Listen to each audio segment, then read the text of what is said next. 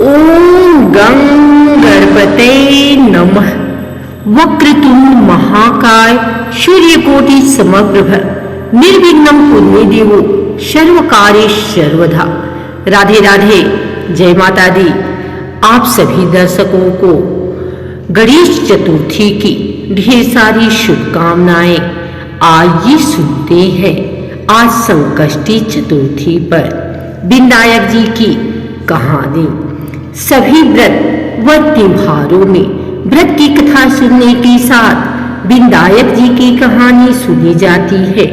इससे व्रत करने का पूर्ण लाभ प्राप्त होता है और साथ साथ गणेश जी की कृपा भी बनी रहती है। हम यहाँ आपके लिए विनायक जी की 3 कहानियां लेकर आए हैं। आप इनमें से कोई भी कथा व्रत के दिन सुन सकते हैं। आइए सुनते हैं विनायक जी की यह कहानी। भगवान विष्णु माता लक्ष्मी जी से विवाह के लिए जाने लगे। तब सारे देवी देवताओं को बारात में जाने के लिए बुलाया गया। जब सभी देवतागण जाने लगे तो उन्होंने बोला कि गणेश जी को तो नहीं लेकर जाएंगे, क्योंकि गणेश जी बहुत ज्यादा खाते हैं और दुन डालो, सुन डालो, उखला सा पांव, छाजला सा कान, मस्तक मोटो लाजे, भीम कुमारी व मोटे मस्तक वाले हैं। इनको ले जाकर क्या करेंगे? इसलिए गणेश जी को तो यहीं पर घर की रखवाली के लिए छोड़कर जाएंगे। ऐसा कहकर गणेश जी को छोड़कर सभी बारात में चले गए। वहां पर नारद जी आकर गणेश जी को कहने लगे कि हे विनायक जी, आपका तो बहुत अपमान कर दिया। आपके जाने से बारात बुरी लगती, इस कारण आपको यहीं पर छोड़कर चले गए। तब विनायक जी ने अपने वाहन मूषक को आज्ञा दी कि संपूर्ण पृथ्वी को खोदकर खोखली कर दो। आज्ञा पाकर मूषक ने खोदकर पूरी धरती को खोखला कर दिया। खोखली होने से भगवान विष्णु के रथ का पहिया धरती में धंस गया। तब हर कोई रथ के पहिए को निकालने की कोशिश करने लगा, लेकिन रथ का पहिया नहीं निकला। रथ का पहिया निकालने के लिए खाती को बुलाया गया। खाती ने वहां आकर सारा दृश्य देखा। उसके बाद रथ के पहिए को हाथ लगाकर कहा, जय गजानन गणेश जी महाराज की जय। इतना कहते ही रथ का पहिया निकल गया। सब आश्चर्यचकित होकर सोचने लगे कि तुमने गणेश जी का नाम क्यों लिया? तो खाती ने बोला कि जब तक गजानन गणेश जी महाराज का नाम नहीं लिया जाता तब तक कोई कार्य सिद्ध नहीं होता है। जब भी गणेश जी को सच्चे मन से सुमिरन करता है और याद करता है, उसके सारे बिगड़े काम बन जाते हैं। तब सबने सोचा कि हम तो गणेश जी को लेकर ही नहीं आए। सबको अपनी गलती का एहसास हुआ और एक जने को भेजकर गणेश जी को बुलाया गया और माफी मांगी गई। पहले गणेश जी का विवाह रिद्धि सिद्धि से करवाया गया और फिर विष्णु भगवान का विवाह लक्ष्मी जी से हुआ।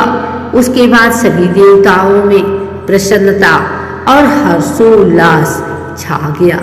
हे विनायक जी महाराज, जैसे भगवान का कार्य सिद्ध किया वैसा सबका करना। विनायक जी की कहानी कहने वाले का, विनायक जी की कहानी सुनने वाले का, हुंकारे भरने वाले का और सभी का कार्य सिद्ध करना। बोलो विनायक जी महाराज की जय। आइए सुनते हैं विनायक जी की दूसरी कहानी। एक ब्राह्मण था जो नित्य प्रतिदिन सुबह उठकर गंगा जी स्नान के लिए जाता और आकर विनायक जी की पूजा करता और विनायक जी की कहानी सुनता। उसकी पत्नी को पूजा करना अच्छा नहीं लगता था और वह गुस्सा हो जाती थी। कहती थी कि सुबह पहले पूजा करने के लिए बैठ जाती हो, मैं झाड़ू निकालती हूँ, घर का काम करती हूँ, तुम्हें कोई काम नहीं है क्या? ब्राह्मण उसकी बात को सुनता ही नहीं था। एक दिन ब्राह्मण गंगा जी नहाने के लिए चला गया और पीछे से ब्राह्मणी ने विनायक जी को छुपाकर रख दिया। वापस आकर ब्राह्मण ने कहा कि विनायक जी की मूर्ति कहाँ गई? तो ब्राह्मणी बोली कि मुझे तो नहीं पता कहाँ गई। ब्राह्मण ने खाना नहीं खाया और पानी भी नहीं पिया। ब्राह्मण ने कहा कि जब तक मैं विनायक जी की पूजा नहीं कर लेता तब तक अन्न जल का ग्रहण नहीं कर सकता।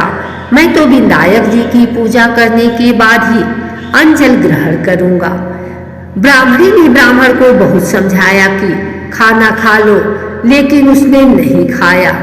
दोनों को लड़ते झगड़ते देखकर विनायक जी की मूर्ति हंसने लगी। तब ब्राह्मणी गुस्से में आकर बोली कि मूर्ति वहां रखी है। उसके बाद ब्राह्मण ने विनायक जी की पूजा अर्चना की।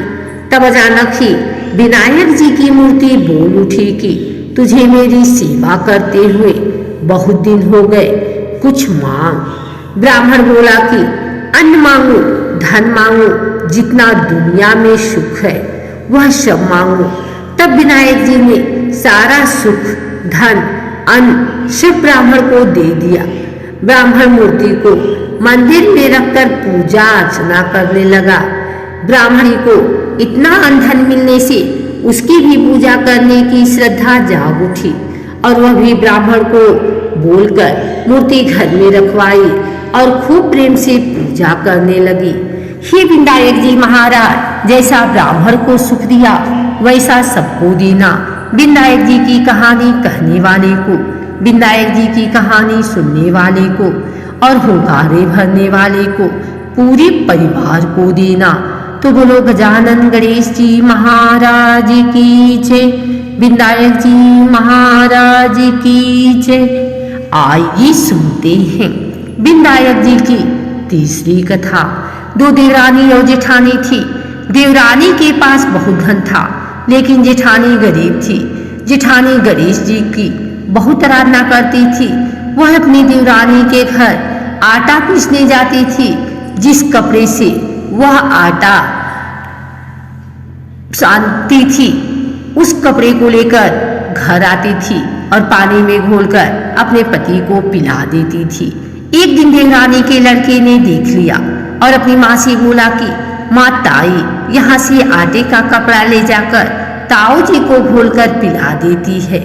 देवरानी की बात सुनकर बहुत गुस्सा हुई और जेठानी को बोली कि मेरे घर से आटा छानने के बाद कपड़ा यहीं पर रखकर हाथ धोकर जाए। वह ऐसा ही करने लगी, लेकिन जब वह घर जाती तो उसका पति बोलता कि मुझे आटा घोल कर दे, बहुत भूख लग रही है। जेठानी ने बोला कि आज उसने आटा छानने का कपड़ा रख लिया। तब उसका पति गुस्से में आकर उसको मारने लगा। उस रात वह गणेश जी करती सो गई। गणेश जी आए और उन्होंने पूछा कि क्यों सो रही है। वह बोले कि मेरी देवरानी के आटा छानने को कपड़े लाकर मेरे पति को घोल कर पिला दी थी। आज उसने कपड़ा रख लिया, मैं पिला नहीं सकी, इसलिए मेरे पति ने मुझे मारा है। गणेश जी ने कहा कि मैं घर घर से तिलकुट खाकर आया हूँ, इसलिए मुझे शौच जाना है। कहाँ पर जाऊं? उसने कहा कि महाराज बहुत जगह पड़ी है, कहीं पर भी चले जाओ। गणेश जी सोच करके वहां से चले गए। थोड़ी देर बाद जब उसने उठकर देखा कि सारा घर तो हीरों से जगमगा रहा है, वह धन को इकट्ठा करने लगी। तो देवरानी के घर जाने में देर हो गई। देवरानी ने लड़के को भेजा कि देख कर आओ आज ताई क्यों नहीं आई। लड़के ने आकर देखा कि ताई के घर में तो बहुत सारा धन है। उसने जल्दी से जाकर अपनी माँ को बताया। देवरानी दौड़ी दौड़ी आई और पूछा कि तेरे यहाँ इतना धन कहाँ से आया। तब जेठानी ने सारी बात बता दी। इतनी सुनकर देवरानी घर पर आई और अपने पति से बोली कि मुझे भी लकड़ी से मारो। जेठानी के पति ने उसे लकड़ी से मारा था और उसके घर में बहुत सा धन हो गया। उसका पति बोला कि तू धन की भूखी क्यों मार खाती है, लेकिन वह नहीं मानी। उसके पति ने उसे खूब मारा। वह सारा मकान खाली करके गणेश जी का नाम लेकर सो गई। गणेश जी आए और बोले कि मैं घर से तिलकुट खाकर आया हूँ, इसलिए मुझे शौच जाना है, कहाँ पर जाऊँ। तब वो बोली कि महाराज मेरे तो बहुत बड़ा मकान है, कहीं पर चले जाओ। गणेश जी सोच करके वहाँ से अंतर ध्यान हो गए। थोड़ी देर बाद वह उठकर देखी तो उसने देखा कि घर में बहुत सारा कूड़ा कचरा रखा हुआ है। यह देखकर वह बोली कि महाराज आपने तो मेरे साथ कपट किया है,